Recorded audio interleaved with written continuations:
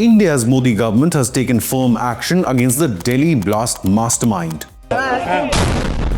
Umar Nabi's house in Pulwama, Kashmir has been demolished by Indian security forces. But this is just the start. India's hunt for Delhi terror attack masterminds hiding inside Pakistan and Turkey is only just beginning. Home Minister Amit Shah has warned the punishment given to perpetrators of the Delhi terror attack will send a message to the world that no one would ever dare to think of such an attack in our country again, unquote.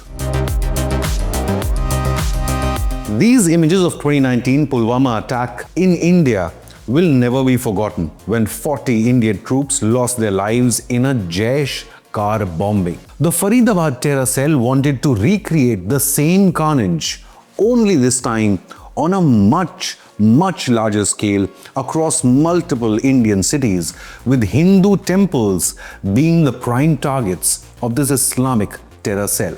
Now the University Association of India has suspended the membership of Al Falah University with immediate effect, where 3 of the Delhi blast accused and the Faridabad terror cell members had been working as doctors. Meanwhile, the government has ordered a forensic audit of all records of Al Falah University, which may have been used to make IEDs. Investigators are now probing the money trail. These terror agents used the university campus to hatch the conspiracy to target ancient temples across Delhi, Ayodhya and Varanasi.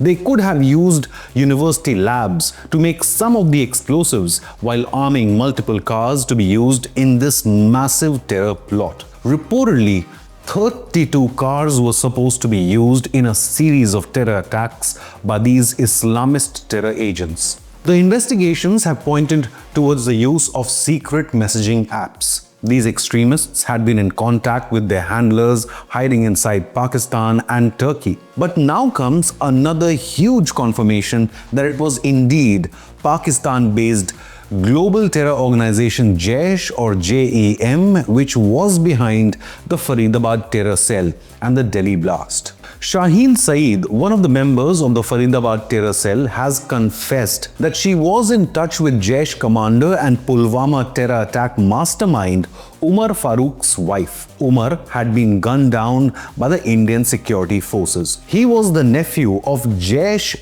Chief Masood Azhar, the chief of the UN-designated global terror organization. Shaheen had been tasked to set up a Jaish women's cell in India to radicalize Indian Muslim women. The car blast near the Red Fort killed 13 people and injured several others.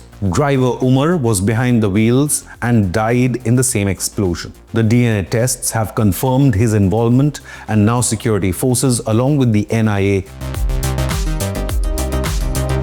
and Delhi police are actively examining his associates to fully decode this dark terror web. Security agencies involved in the investigation are connecting the dots from Kashmir to Haryana, Delhi and Uttar Pradesh.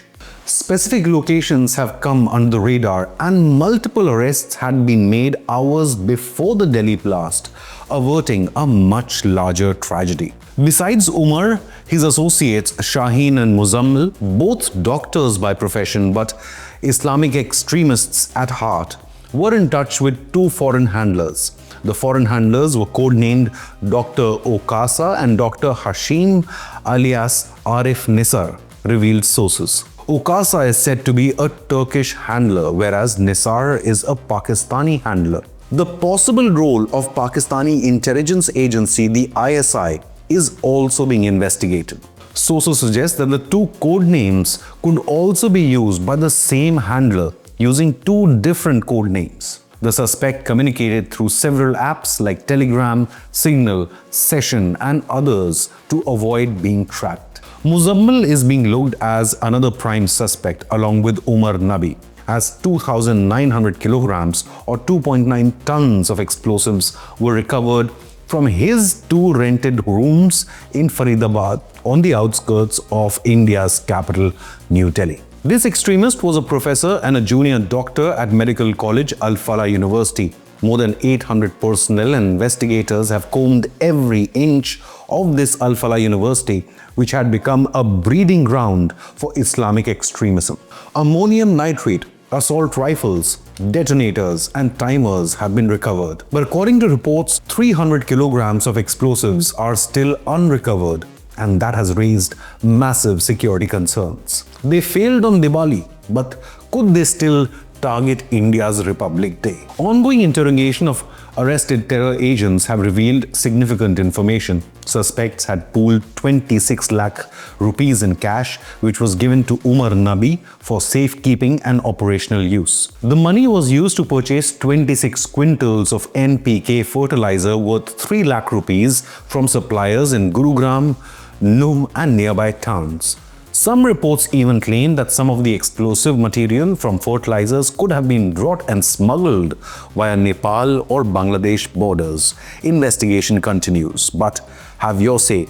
How can India permanently combat radical Islamist extremism and prevent yet another terror attack in just a few months? Leave a comment with your opinion, hit the like button and subscribe to Inconnect News.